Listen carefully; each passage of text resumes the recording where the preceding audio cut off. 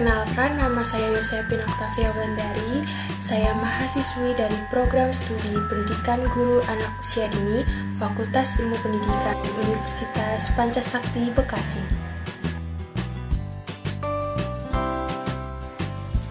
Dalam video ini saya akan menyampaikan ulasan materi mengenai perkembangan anak guna untuk memenuhi tugas ulangan tengah semester 1 mata kuliah konsep dasar pendidikan anak usia dini yang dibimbing oleh Ibu dosen Cilda Kumala Ashari SPD LPD.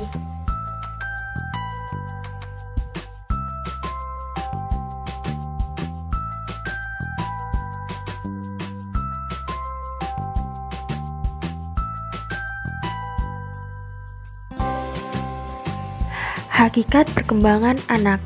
Pengertian perkembangan. Perkembangan merupakan suatu perubahan dan perubahan ini tidak bersifat kuantitatif, melainkan kualitatif. Perkembangan tidak ditekankan pada segi material, melainkan segi fungsional. Menurut Yusuf Samsu, perkembangan adalah perubahan-perubahan yang dialami oleh individu atau organisme menuju tingkat kedewasaannya atau kematangannya atau maturation yang berlangsung secara sistematis, progresif, dan berkesinambungan, baik menyangkut fisik atau jasmaniah maupun psikis atau rohaniah. Lalu, adapun menurut Umar Hammalik, perkembangan merujuk kepada perubahan yang progresif dalam organisme, bukan saja perubahan dalam segi fisik atau jasmaniah, melainkan juga dalam segi fungsi, misalnya kekuatan dan koordinasi. Dan dapat diartikan secara sederhana, pengertian perkembangan merupakan suatu perubahan yang berlangsung seumur hidup dengan bertambahnya struktur dan fungsi tubuh yang lebih kompleks dalam kemampuan gerak kasar, gerak halus, bicara, dan bahasa, serta sosialisasi dan kemandirian. Perkembangan awal lebih kritis. Perkembangan awal lebih kritis daripada perkembangan selanjutnya. Saat anak berusia 0-5 tahun merupakan saat yang kritis bagi perkembangan selanjutnya. Perkembangan awal kehidupan merupakan landasan bagi pembentukan dasar-dasar kepribadian seseorang. Perilaku yang terbentuk cenderung bertahan dan mempengaruhi sikap perilaku anak sepanjang hidupnya. Pada saat ini juga, terbentuk kepercayaan dasar yang sangat penting dan berpengaruh terhadap perkembangan kepribadian anak selanjutnya. Beberapa kondisi yang mempengaruhi dasar awal perkembangan antara lain hubungan antar pribadi terutama dengan anggota keluarga, keadaan emosi yang terbentuk karena sikap menerima atau menolak dari orang tua atau anggota keluarga yang lain, lalu cara atau pola pengasuhan anak, latar belakang keluarga, serta rangsangan yang diberikan. Pola perkembangan dapat diramalkan. Seperti yang sudah dijelaskan di awal, perkembangan anak berlangsung secara berkesinambungan. Di sisi lain, perkembangan anak juga mengikuti pola tertentu dan dapat diramalkan. Misalnya, pola-pola tertentu dari perkembangan fisik, perkembangan bahasa, perkembangan kognitif, dan lainnya. Selain itu, juga terdapat pola perkembangan yang dapat diramalkan untuk berbagai fungsi kecerdasan seperti daya ingat dan penalaran. Karakteristik pola perkembangan yang dapat diramalkan. Selain pola perkembangan dapat diramalkan, tetapi juga mempunyai karakteristik tertentu yang sama dan dapat diramalkan. Hal ini berlaku baik itu perkembangan fisik maupun perkembangan mental. Berikut adalah beberapa karakteristik pola perkembangan yang dapat diramalkan menurut Hurlock 1978. Yang pertama, ada kesamaan dalam pola perkembangan. Kedua, ada perkembangan bergerak dari tanggapan yang umum menuju yang khusus. Dan ketiga, perkembangan berlangsung secara berkesinambungan. Keempat, berbagai bidang berkembang dengan kecepatan berbeda. Yang kelima, ada korelasi dalam perkembangan. Dari 5 karakteristik tersebut, saya akan menjelaskan satu persatu. Kesamaan dalam pola perkembangan. Semua anak mengikuti pola perkembangan yang sama, dari satu tahap menuju tahap selanjutnya. Bayi berdiri sebelum dapat berjalan misalnya, dan menggambar lingkaran sebelum segi 4, dan sebagainya. Yang jelas, tidak pernah terjadi kebalikan urutan normal tersebut. 2. Perkembangan bergerak dari tanggapan yang umum menuju yang khusus. Dalam hal tanggapan mental dan motorik, kegiatan yang umum selalu mendahului yang khusus. Misalnya, bayi melambaikan lengannya secara umum. Kemudian bayi memberi tanggapan khusus seperti menanggapi benda yang diletakkan di hadapannya. Yang ketiga, perkembangan berlangsung secara berkesinambungan. Perkembangan berlangsung secara berkesinambungan sejak saat pembuahan hingga kematian. Tetapi, perkembangan terjadi dalam berbagai kecepatan, kadang-kadang pelan, kadang-kadang cepat.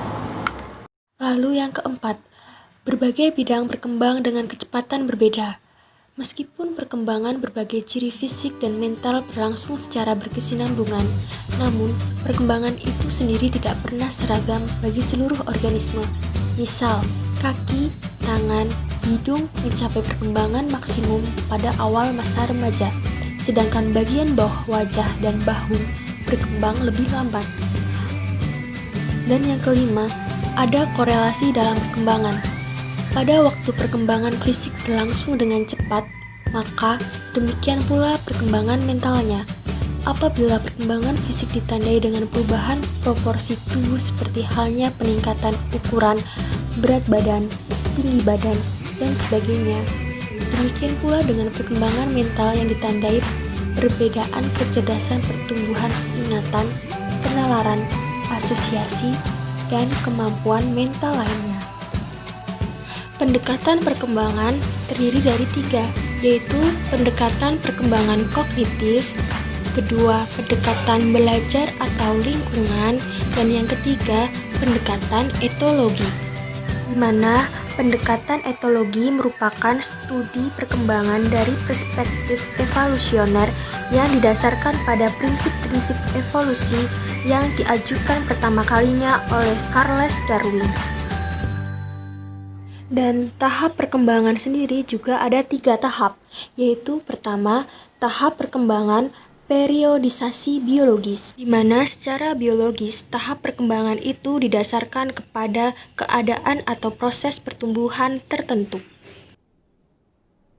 Kemudian kedua, tahap perkembangan periodisasi didaktis.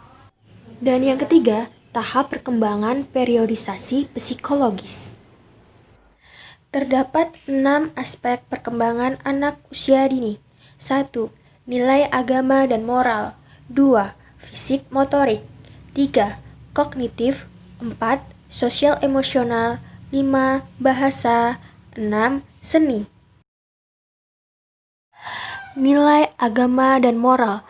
Dalam aspek ini, anak mulai didekatkan untuk mengenal agama yang dianut, mengajarkan ibadah, berperilaku jujur, memiliki sikap penolong, sopan, dan mengetahui hari-hari besar agama. Aspek fisik motorik. Fisik motorik terbagi menjadi 2, yaitu motorik kasar dan motorik halus. Motorik kasar merupakan kemampuan anak menggunakan otot besar pada tubuh, meliputi koordinasi antar tubuh. Contohnya, merangkak, melompat, berjalan, dan lari. Kemudian motorik halus. Motorik halus merupakan kemampuan anak untuk menggunakan otot halus atas bagian anggota tubuhnya, meliputi koordinasi antar mata dan tangan. Contoh, menulis, menggunting, dan memegang benda. Aspek kognitif. Dalam aspek ini, anak mulai belajar memecahkan masalah, mampu memecahkan masalah sederhana, berpikir logis, seperti mengenal berbagai perbedaan dan mengenal sebab akibat. Kemudian, mampu mulai belajar berpikir simbolik, yaitu mengenal, menyebut, menggunakan lambang bilangan 1-10 dan mengenal abjad. Sosial emosional.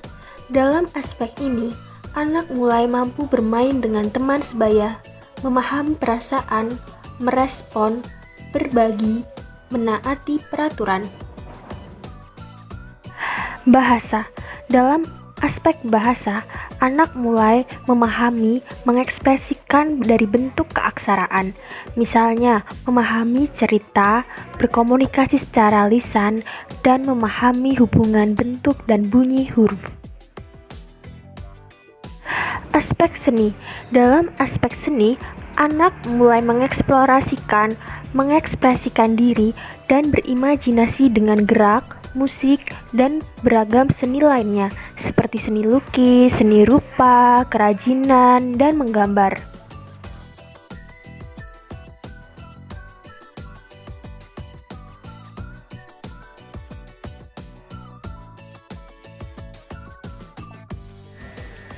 Demikian ulasan materi perkembangan anak yang telah saya sampaikan. Dan apabila masih banyak kesalahan dalam penyampaian atau tutur kata, saya mohon maaf. Sekian dan terima kasih.